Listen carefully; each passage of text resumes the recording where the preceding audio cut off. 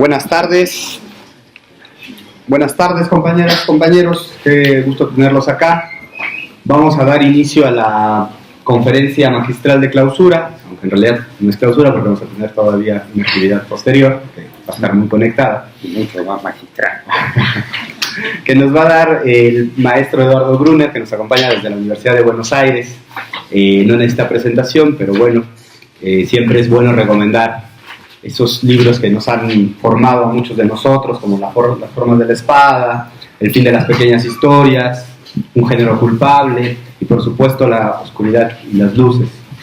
Antes de que el profesor utilice el micrófono para que nos dé su exposición, queremos saludar mucho aquí la presencia de la maestra Estela Fernández Nadal, que nos acompaña también desde Argentina, que tiene unos meses acá, y del maestro Enrique Dussel, que también nos acompaña y a quienes les agradecemos su presencia. De tal manera que me parece que hay que pasar a lo importante, que es escuchar al maestro Eduardo Brunner. Por favor, Eduardo. Bueno, muchas gracias. Buenas tardes, muchas gracias a todos ustedes por estar aquí.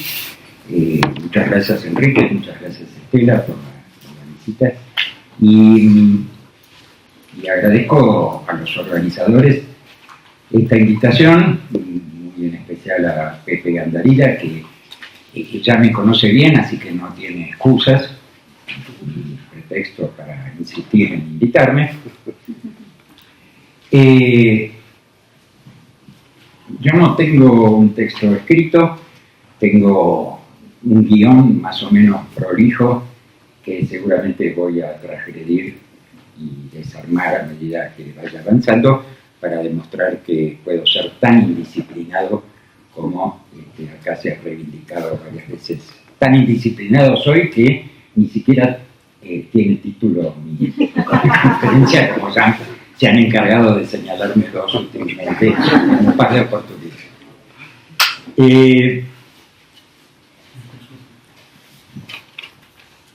Pido disculpas también a quienes alguna vez, hay algunos presentes, me hayan escuchado antes, porque inevitablemente voy a hablar de cosas que ellos ya escucharon, pero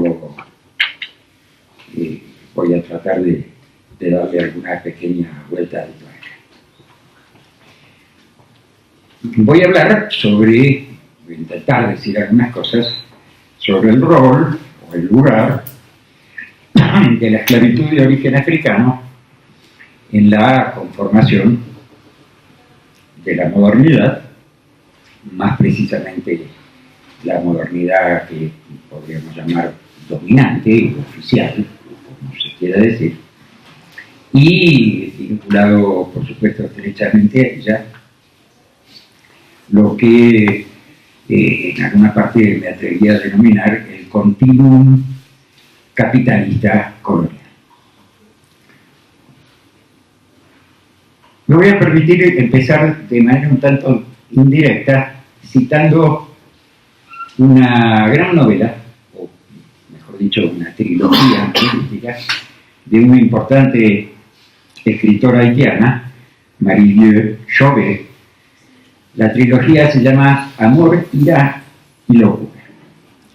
En la parte que corresponde a la ira, hay una secuencia, un pasaje, donde, bueno, digamos que el núcleo protagonista de la novela es una familia negra, pobre, descendiente lejanamente de esclavos, durante una dictadura que no se nombra, pero que uno bien podría imaginar, la de Duvalier, se describe a unos militares que a la puerta de la casa de la familia protagónica están clavando unas estacas blancas obedeciendo a un decreto de confiscación de tierras de los negros. Y entonces me gustaría tomar esta breve escena o secuencia como una suerte de alegoría topográfica de la esclavitud. Después voy a volver sobre el término alegoría, que merece alguna pequeña discusión. Inspirándome, digamos, en esta escena, en este pasaje, voy a hacer un pequeño esquema necesariamente reductivo por el tiempo limitado que tenemos, que tiene que ver con tomar efectivamente de manera alegórica esta escena para hablar de la historia de la esclavitud de origen africano en Latinoamérica y en el Caribe, y también de los procesos de rebelión contra esa esclavitud. Y entonces voy a recurrir, siempre sobre la base de la inspiración en esta escena, a tres figuras visuales metafóricas. Uso acá el término o el concepto de figura en un sentido aproximado de Auerbach, una suerte de condensación concentrada de varias capas de sentidos o de significaciones simbólicas. Son tres figuras que corresponden, digamos, a tres códigos semióticos, o mejor, a tres formas de semiosis, de producción de signos, que construyen de alguna manera sus propios códigos. Y yo pedí eso porque me voy a atrever, pidiendo todas las disculpas del caso, a hacer un dibujo.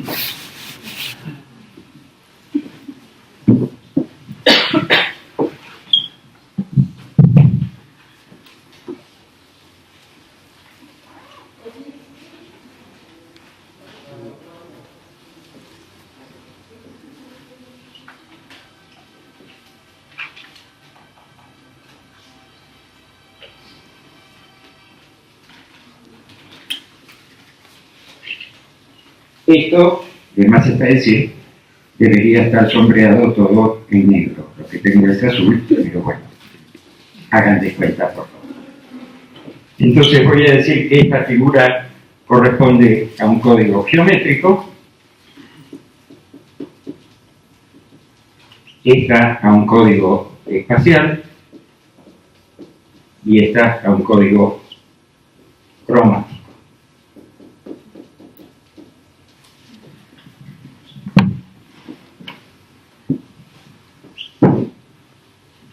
Empiezo por el código geométrico, que obviamente, en el contexto del tema del cual estamos hablando, se refiere a lo que fue denominado el Triángulo Atlántico. Es decir, eso que se produce en la era de la colonización, empezando por el tráfico de esclavos, ese triángulo que efectivamente triangula entre Europa, África y América, y que tiene una importancia decisiva, en tanto es uno de los elementos centrales que producen un desplazamiento del eje económico, comercial, geopolítico, incluso desplazamiento, quiere decir, del eje del Mediterráneo al eje del Atlántico. Es un desplazamiento que está, por otra parte, es otra de las dimensiones de la importancia de este triángulo, que está de alguna manera tematizado, entre muchos otros lugares, pero me interesa, ya se verá por qué citar específicamente este, en el célebre capítulo 24 del Capital de Marx, donde, hablando de la así llamada acumulación originaria, Marx alude al rol decisivo para esa acumulación originaria de la explotación de la fuerza de trabajo esclava en América. Y también menciona el rol decisivo que tiene esta explotación del trabajo esclavo en América, por supuesto, empezando por el trabajo indígena, ¿no es cierto? Pero también el bajo esclavos de origen africano, en el proceso mundial de separación entre los productores y los medios de producción, que es, desde luego, un resorte central de ese proceso de acumulación capitalista. Algo que, bueno, hace un poco ocioso, cuando uno toma esta perspectiva, el viejo debate entre las posiciones que sostenían que el desarrollo del capitalismo era un desarrollo exclusivamente interno, es decir, que respondía a una evolución de las fuerzas productivas, las relaciones de producción y demás en el continente europeo, o en ciertos núcleos centrales del continente europeo, o era un desarrollo externo que tenía que ver con la expansión del comercio mundial, ¿no es cierto? Cuando uno toma la perspectiva, hoy se habló mucho esta mañana, la perspectiva del sistema mundo, inspirada entre otros en Wallerstein, uno podría decir que ese debate se ha vuelto un tanto ocioso porque, bueno, todo el desarrollo desde esta perspectiva es interno o no se justifica esa diferencia entre lo interno y lo externo. Tenemos luego el código espacial. Ese dibujito se entiende menos. Pretende ser, vuelvo a pedir las disculpas del caso, pretende ser una representación esquemática de las olas del mar. Y se refiere a lo que mucha literatura de habla inglesa denomina el middle passage, es decir, el pasaje intermedio, traducido aproximadamente, que tiene que ver con el viaje de los esclavos, ¿no es cierto?, desde África a América, que tiene su enorme importancia también para el proceso de acumulación capitalista e incluso para el desarrollo protoindustrial de ese proceso, por ejemplo, entre otras cosas, bueno, en primer lugar, porque es un negocio gigantesco, por supuesto, pero entre otras cosas también porque supone un salto cualitativo en el desarrollo de la industria naviera, sobre todo la centrada en Holanda, que en esta época es el país capitalista más avanzado, incluso desde el punto de vista industrial, bueno, grandes diseñadores de barcos y tienen que diseñar nuevos barcos aptos para el traslado de miles de esclavos. Pero también ese middle passage es la gran metáfora de lo que podríamos llamar la suspensión de la identidad de los esclavos africanos. Esos esclavos que ya han sido separados de su contexto cultural originario y todavía no han ingresado a su nuevo contexto cultural, si se lo puede llamar así, pero en ese pasaje intermedio ya han perdido su nombre, además de, obviamente, su libertad, y también es ese pasaje intermedio testigo de los primeros intentos de rebelión, tanto desde un punto de vista pasivo como activo, quiere decir, tanto desde el punto de vista de que muchos de los esclavos en ese pasaje intermedio se suicidan, arrojándose al mar, o matan a sus hijos, si es que han sido trasladados con su familia, y también es en ese pasaje donde se producen algunos motines, sobre los cuales también después voy a hacer una breve referencia. Y ese middle passage notablemente ha dado lugar a importantísimas obras literarias ya desde el siglo XIX y entrando en el siglo XX. Este es un efecto de la esclavitud que tal vez no está tan bien trabajado como otros.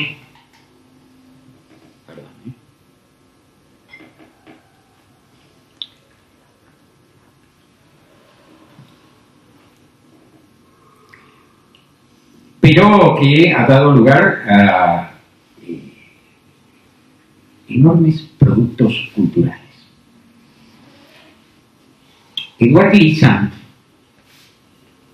habla de algo que él denomina la unidad submarina, que tiene que ver justamente con este hundimiento de cuerpos negros en el océano y que dio lugar a obras literarias como, por ejemplo, una novela de Próspero Mérimée, el autor de Carmen, que se llama Tamango, que es bien interesante. A mí me enteré, entre paréntesis, del origen africano, de la palabra, no sé acá si eso existe, pero en la Argentina tenemos la palabra tamango para denominar, la palabra lunfarda, ¿no es cierto?, para denominar a los zapatos, y es una palabra de origen africano.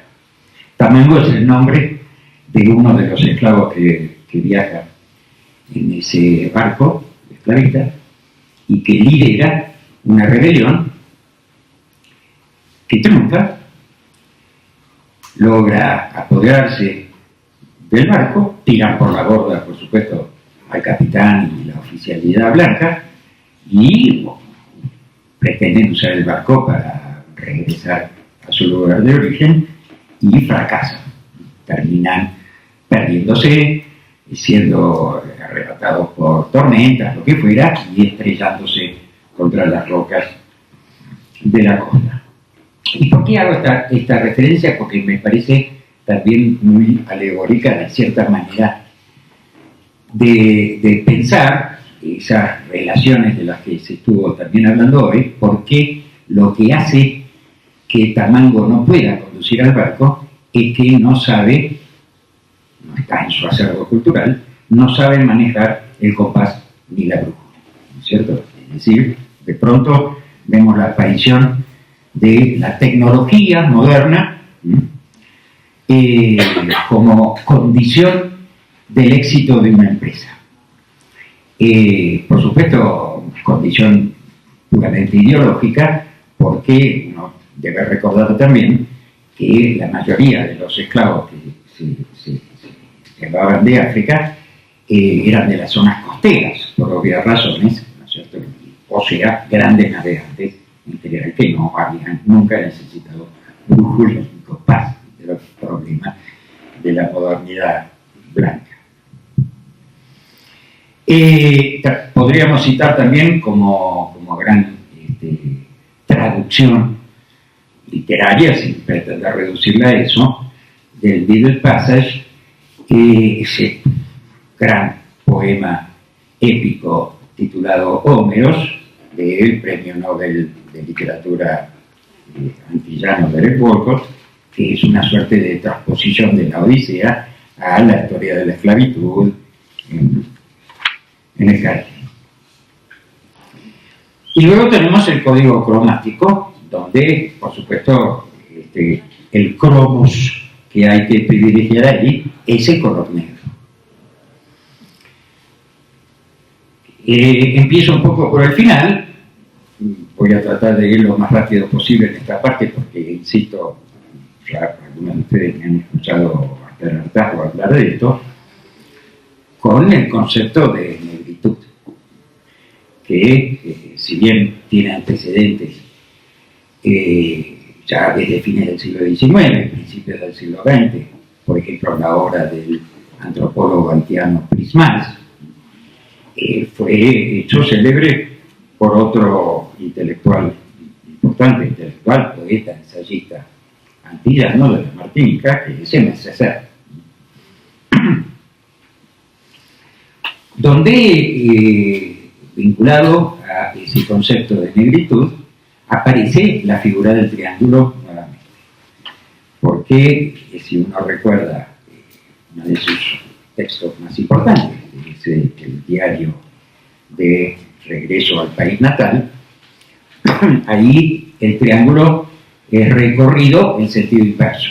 Es decir, el triángulo ahora va de las Antillas pasando por Europa, porque César estudia en Francia, ¿no es cierto? Y es en París, en su estancia en Francia, donde él levanta esta bandera reivindicativa, digamos así, del concepto de negritud, y se supone que el objetivo de ese retorno es el retorno a África. Bueno, no hace falta que abunde sobre las consecuencias, en primer lugar sobre el enorme debate que este concepto de negritud despertó en los círculos europeos y específicamente franceses, hasta llegar a la famosa antología que el propio César hace con Leopold Senghor, de la poesía negra, con un igualmente famoso prólogo de Sartre, que levanta, ¿no es cierto?, muy militantemente esta idea de la negritud, y que tiene una larga historia posterior en muchos y muy diferentes movimientos político-culturales vinculados a la negritud, que uno puede pensar hasta los Panteras Negras y mucho más recientemente, actualmente, hoy mismo, en Black Lives Matter, ¿no es cierto?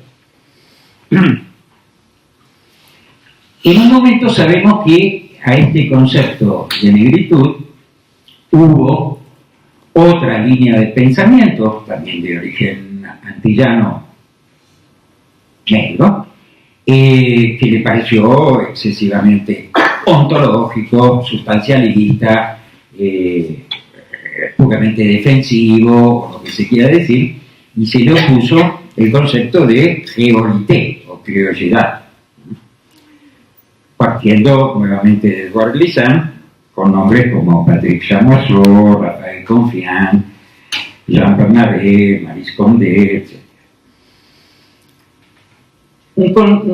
Una idea, esta de créolité, que se oponía, digo, a esta suerte, lo que ellos, ¿no es cierto?, los defensores de esta nueva idea, percibían como una suerte de excesivo ontologismo o sustancialismo identitario de un código cromático cerrado sobre sí mismo, y con su referencia privilegiada a África y no privilegiando el Caribe o las Antillas para el caso particular.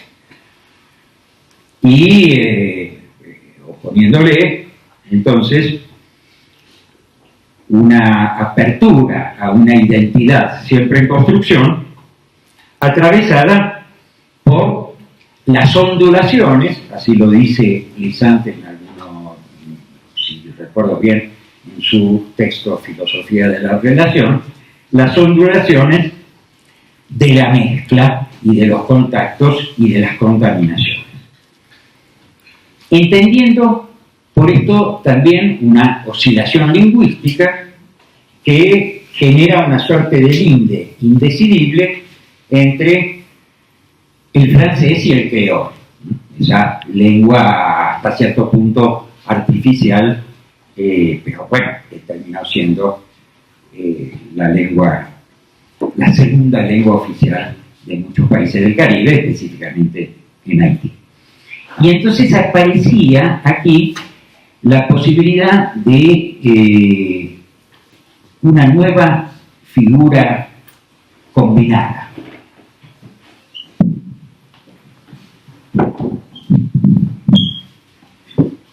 Que sería más o menos así.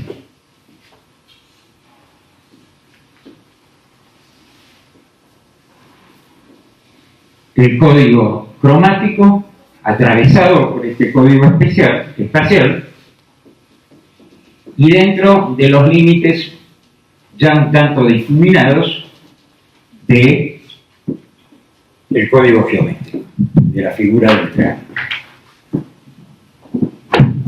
Se construye entonces de esta manera una suerte de oposición tajante entre la negritud, insisto, como lo cerrado, y la creolité como lo abierto, o bien, en otro registro discursivo, entre lo africano y lo antillano. Tengo que ir rápido, pero simplemente menciono que me permito hasta cierto punto discutir que esta supuesta oposición sea realmente tan tajante. Si uno revisa con cuidado los escritos de Messe y específicamente el viaje de retorno al país natal,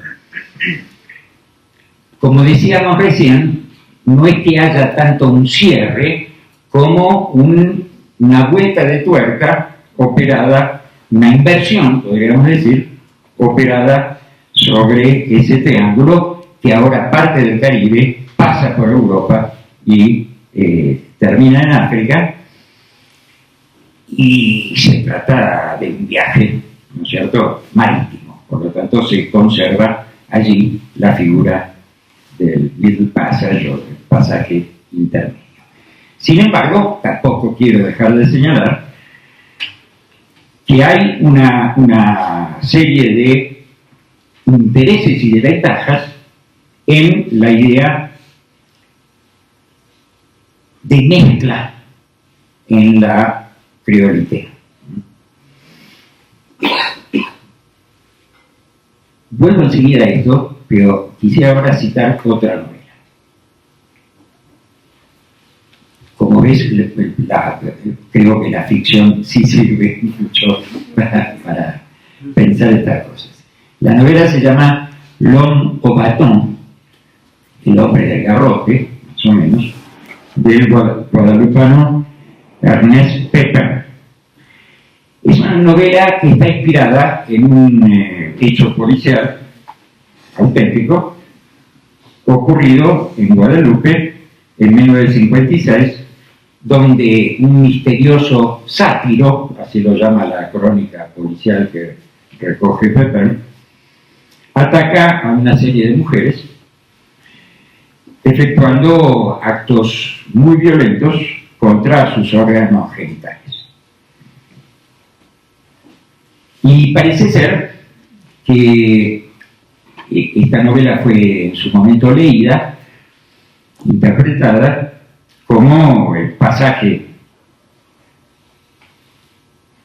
a la ficción intencional, o como la realización, en este sentido siniestra, de una leyenda popular según la cual un así llamado Douglas, es decir, un demonio masculino blanco, protegiéndose en su invisibilidad, se posesiona de los cuerpos femeninos y los obliga a realizar toda clase de prácticas sexuales aberrantes, etcétera, etcétera. Otra vez el fantasma calibanesco, si lo puedo decir así. Y vale la pena aclarar que uno de los valores específicamente literarios que se le asigna a Pepin como escritor en general y a esta novela en particular es el de ser un gran innovador de la lengua literaria antillana por su uso muy singular de una mezcla de francés popular, digamos así, ¿no?, con argotismos incluidos, y creol. Entonces, tenemos acá la idea de la mezcla de lenguas, mezcla de lo humano y lo demoníaco, mezcla del sexo masculino y femenino, articulada alrededor del gran fantasma de la violación. De la violación operada por la invisibilidad del blanco. Es interesante también que el blanco no entra, digamos, en un código cromático fuerte. Esto lo sabemos, ¿no es cierto?, por historia. Yo en el almuerzo le comentaba a algunos colegas que soy, desde que era muy joven, amante del jazz, y estoy haciendo paréntesis, son notas a pie de página. Y era muy seguidor de un gran pianista de jazz argentino, que era el llamado Mono Villegas, que tenía la costumbre, era muy gracioso y muy irónico, y tenía la costumbre de hablar mucho en sus conciertos, y entonces frecuentemente anunciaba: voy a tocar a continuación un tema de un músico de color negro, porque el blanco de él también es un color, ¿no es cierto? Sin embargo, sabemos que el blanco no aparece como el color, sino como la ausencia de color.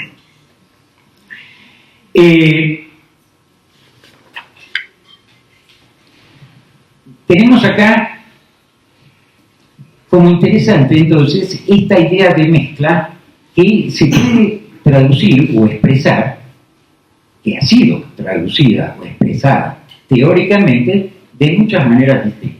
Me voy a circunscribir a lo que yo percibo como una oposición, sobre la cual valdría la pena de trabajar, entre aquellos que la expresan, aquellos autores que la expresan como híbrides y aquellos que la expresan como mestizaje. Digo porque el significante híbrides me transmite un cierto ideologema multiculturalista del diálogo, la negociación posible dentro de las diferencias, la coexistencia más o menos pacífica, ¿no es cierto?, de esas diferencias, mientras que en la idea del mestizaje, sobre todo siendo conscientes de la historia de Latinoamérica y en este caso de la esclavitud negra, connota necesariamente la idea de violación, ¿no es cierto?, porque ese es finalmente el origen. El concepto de creolité, entonces, tomado desde este punto de vista, conserva la connotación de conflicto violento, de dominación, de violación y todo lo que ustedes quieran poner ahí. Ahora bien, ¿cómo aparece, y acá viene la parte donde muchos de ustedes ya saben lo que yo voy a decir, cómo aparece originalmente esta suerte de centramiento desde el campo de la resistencia a la esclavitud, esta suerte de centramiento, digo, en el código cromático? ¿Cuáles son las condiciones histórico-culturales de posibilidad de un tan importante y alegórico desarrollo de ese código para dar cuenta de la violenta historia de la esclavitud y la explotación capitalista colonial en el Caribe?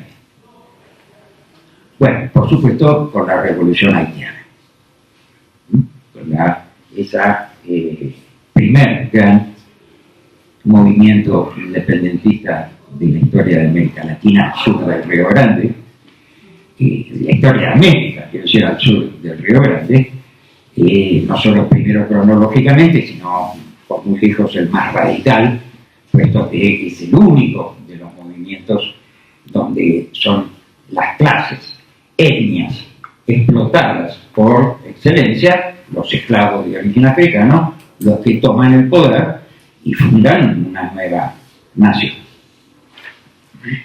Y también la más radical en muchos otros sentidos. En primer lugar, en el sentido de que produce varias inversiones, esa revolución, históricas, que vale la pena tomar en cuenta.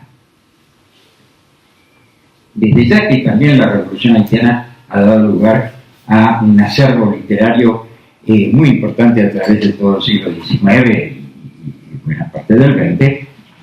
Se podría citar, solo por hablar de Francia, donde es más importante por obvias razones, digo que en Europa, ¿no es cierto? No hablo de la literatura latinoamericana, y nombres como los de Mérimée, que ya cité, Victor Hugo, Eugène Sue, Rimbaud, Raymond Roussel, etcétera, etcétera.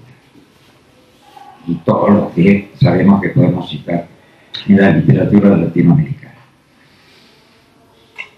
Y está la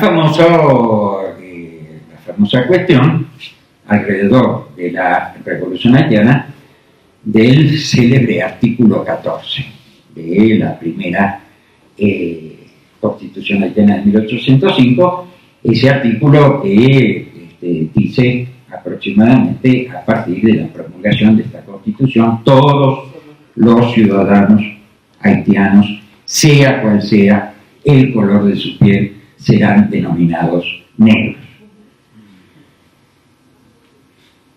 Un artículo posterior, no contento con esto, aclara que las previsiones del artículo 14 serán válidas también para los alemanes y los polacos. Hay una explicación histórica para esto, después podemos abundar. Pero sí, efectivamente, casi parece que estuviéramos ante un documento surrealista, ¿verdad? El color negro entonces se termina transformando en una suerte de analizador semiótico y, más importante que eso, filosófico político, desestabilizador de la ideología dominante a propósito de la modernidad. Desestabiliza, en primer lugar, desde el punto de vista ampliamente filosófico, si ustedes quieren, las relaciones entre universalidad y particularidad, ¿no es cierto? Porque es como si ese artículo 14, en primer lugar, es un cachetazo irónico contra la Declaración Universal de los Derechos del Hombre y del Ciudadano de la Revolución Francesa, cuya universalidad quedó demostrado que tenía un límite bien particular, ¿no es cierto? Y encima ese límite tenía color negro, pertenecía a un código cromático bien preciso. Cuestionamiento en acto también de la unilinealidad eurocéntrica de la historia. Porque la Revolución Haitiana demuestra que ni el capitalismo, así como el artículo 24 de Marx demostraría esto, ¿no es cierto?, ni las ideas emancipatorias modernas van necesariamente siempre del centro a la periferia, por usar mal, pero para hablar rápido esos términos. Porque lo que hace la Revolución Haitiana es, al revés, obligar a la Revolución Francesa a ser consecuente con sus propias premisas universales. Es decir, obliga a la Revolución Francesa a decretar en 1794, es decir, 3 años después de iniciada la Revolución Haitiana, 5 de producida la Revolución Francesa, la obliga a decretar la abolición de la esclavitud en las colonias y en este caso en Haití. Es también una respuesta sarcástica al racismo, que es un invento de la modernidad capitalista colonial tal como lo conocemos, ¿no es cierto? Porque es siempre dentro de esta lógica invertida de la universalidad y la particularidad, es como si ese artículo 14 dijera: nosotros éramos el particular que no entraba en la universalidad, bueno, ahora el universal somos nosotros. Todos negros, alemanes y polacos también. Es algo así como lo más blanco que uno pueda imaginarse, salvo quizá los dinamarqueses, no sé.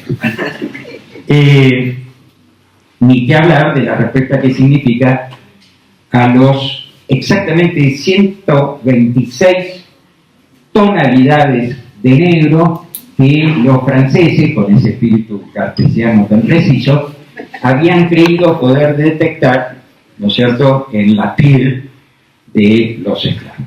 Entonces, ahora dicen, no, bueno, somos todos negros. Y quizá aún más importante, una denuncia en acto de cierta idea característica de la modernidad oficial, cierta idea fetichizada del concepto de progreso. Es decir, de esta idea, hoy se sitúa Benjamin, y yo casi obsesivamente cito siempre esta idea de Benjamin, de que él como marxista es enfáticamente antiprogresista, porque el progreso, dice él, es la filosofía de la historia de los vencedores, para los cuales obviamente la historia ha sido un progreso porque los puso en ese lugar, mientras que para los vencidos, los oprimidos, los explotados, los colonizados, la historia es una permanente regresión.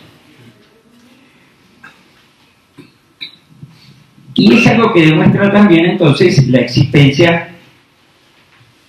de por lo menos dos, seguramente muchas más, pero por lo menos dos lógicas históricas diferenciadas. Dos, como si dijéramos, historicidades en conflicto que la modernidad ha pretendido transformar en una sola, en ese tiempo homogéneo y vacío, que también dice, y lineal, ¿no es cierto?, que también dice Benjamin, tributario de la idea del progreso, cuando bajo esa apariencia tenemos una historia radicalmente distinta que solo cada tanto puede asomar su cabeza en cosas como la revolución haitiana, en estas rebeliones que rompen absolutamente la apariencia tan naturalizada o tan normalizada de la historia de los vencedores. El artículo 14 entonces condensaría alegóricamente las contradicciones internas de nuestros tres códigos. Y en este sentido me animaría a formular la hipótesis un poco provocativa de que es, insisto, en acto y más allá de las intenciones conscientes de sus promulgadores, ese artículo 14 es el primer ensayo crítico de la segunda modernidad o contramodernidad latinoamericana. La primera modernidad tiene que ver con la más temprana conquista y colonización española, pero aquí estamos en el siglo de las luces, así llamamos, ¿cierto? Usé, y con esto termino, se me está terminando el tiempo, usé en todo esto ciertos conceptos que yo sé que son debatibles y espero que podamos en algún momento debatirlos un poco y que forman parte de las discusiones y las polémicas que no es cuestión en absoluto de ocultar dentro de los estudios post y de coloniales, conceptos como alegoría. Hubo, muchos de ustedes recordarán, en los años 90 una gran discusión a propósito de la ficción, de la literatura, como alegoría nacional, así la llamaba Frederick Jameson, ¿no es cierto?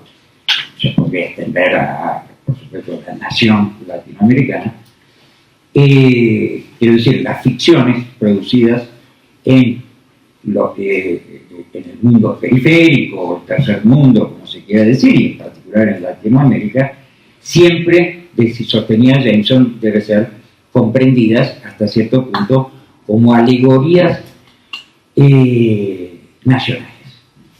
Esta idea de Jameson fue muy duramente respondida por el teórico postcolonial marxista, que es Aiyaz Samad, que le imputó, no sin algunas razones a Jameson, una generalización abusiva, poner, digamos, en el mismo saco toda la literatura tan múltiple del llamado tercer mundo, y una suerte de reduccionismo historicista que no tomaría en cuenta la especificidad y la relativa autonomía literaria. Sin embargo,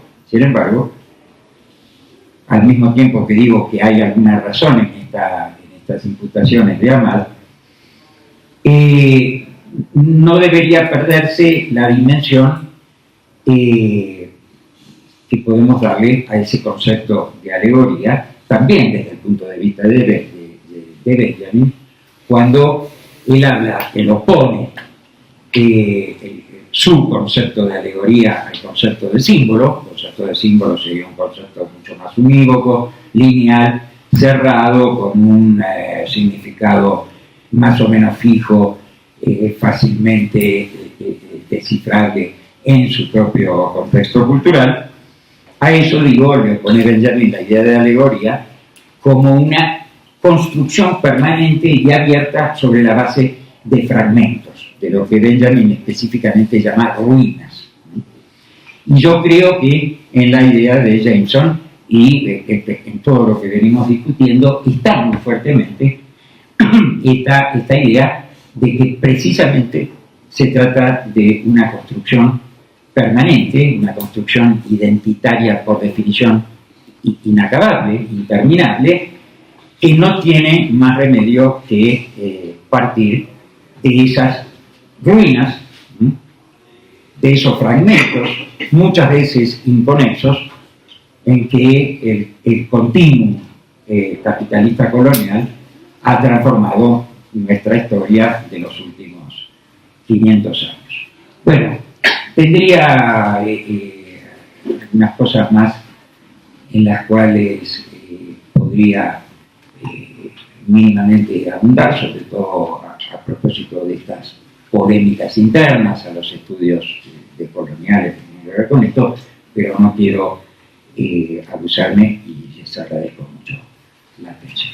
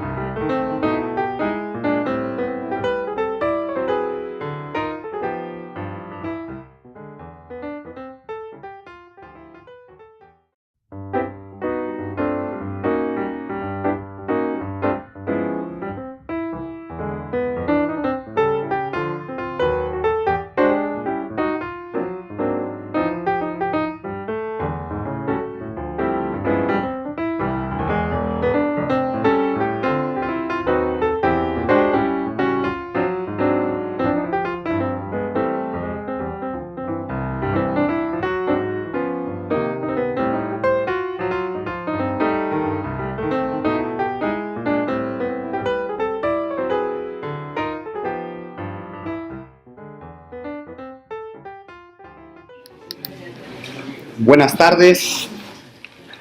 Buenas tardes, compañeras, compañeros. Qué gusto tenerlos acá. Vamos a dar inicio a la conferencia magistral de clausura, aunque en realidad no es clausura porque vamos a tener todavía una actividad posterior que va a estar muy conectada y mucho más magistral, que nos va a dar el maestro Eduardo Brunner, que nos acompaña desde la Universidad de Buenos Aires.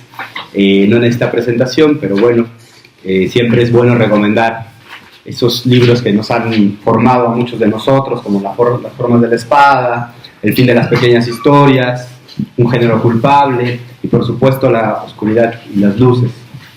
Antes de que el profesor utilice el micrófono para que nos dé su exposición, queremos saludar mucho aquí la presencia de la maestra Estela Fernández Nadal, que nos acompaña también desde Argentina, que tiene unos lentes acá, y del maestro Enrique Dussel, que también nos acompaña y a quienes les agradecemos su presencia. De tal manera que me parece que hay que pasar a lo importante, que es escuchar al maestro Eduardo Brunner.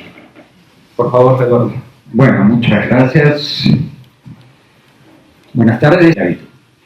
Después voy a volver sobre el término alegoría, que merece alguna pequeña discusión. Inspirándome, digamos, en esta escena, en este pasaje, voy a hacer un pequeño esquema necesariamente reductivo por el tiempo limitado que tenemos, que tiene que ver con tomar efectivamente de manera alegórica esta escena para hablar de la historia de la esclavitud de origen africano en Latinoamérica y en el Caribe, y también de los procesos de rebelión contra esa esclavitud.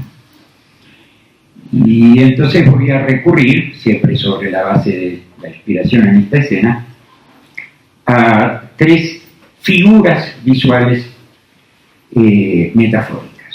Uso acá el término o el concepto de figura en un sentido,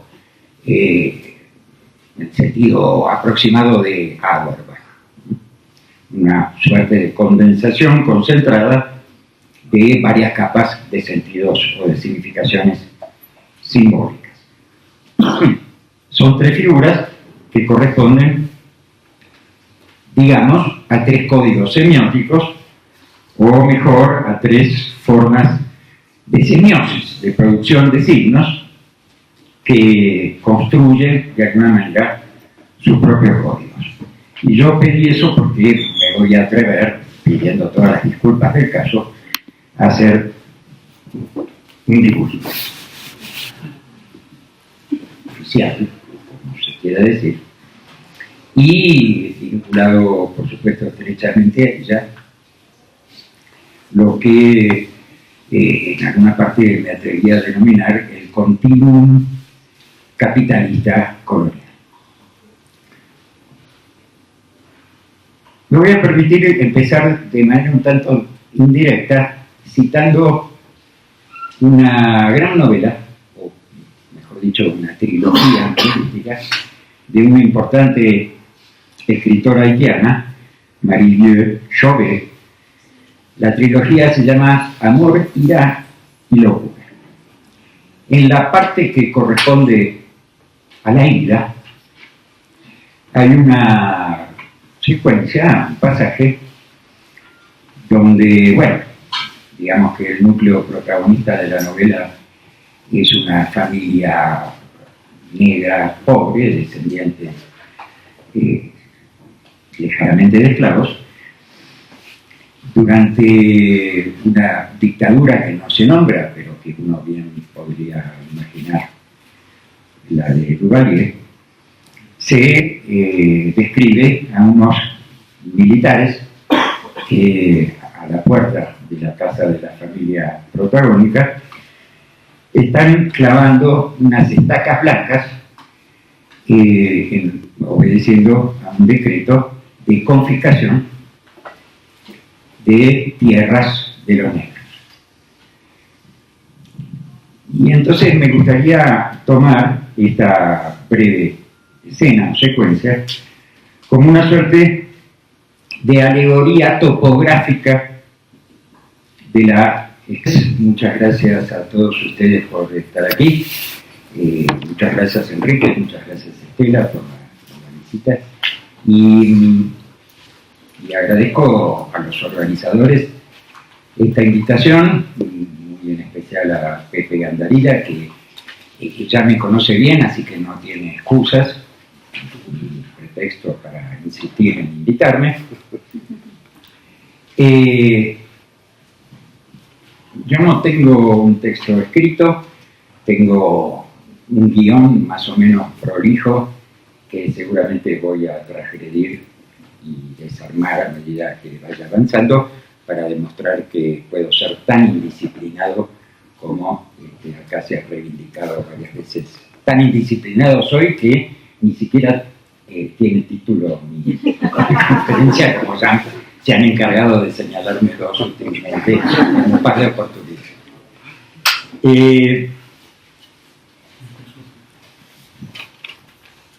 Pido disculpas también a quienes alguna vez, hay algunos presentes, me hayan escuchado antes, porque inevitablemente voy a hablar de cosas que ellos ya escucharon, pero voy a tratar de darle alguna pequeña vuelta de tuerca. Voy a hablar voy a intentar decir algunas cosas sobre el rol o el lugar de la esclavitud de origen africano en la conformación de la modernidad, más precisamente la modernidad que podríamos llamar dominante,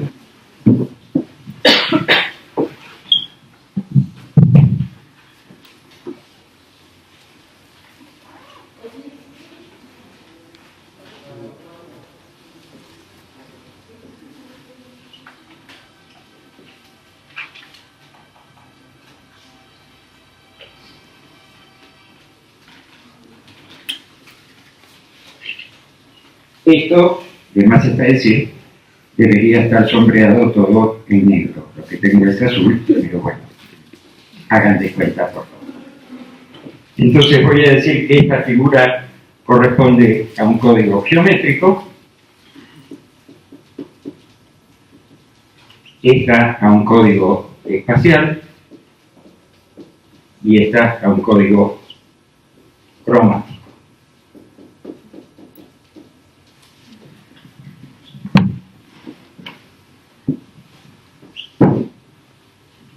Empiezo por el código geométrico, que obviamente en el contexto del tema del cual estamos hablando se refiere a lo que fue denominado el Triángulo Atlántico.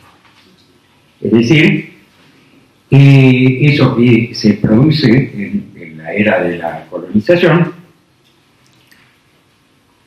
empezando por el tráfico de esclavos, ese triángulo que efectivamente triangula entre Europa, África y América, y que tiene una importancia decisiva, en tanto es uno de los elementos centrales que producen un desplazamiento del eje económico, comercial, geopolítico incluso, desplazamiento que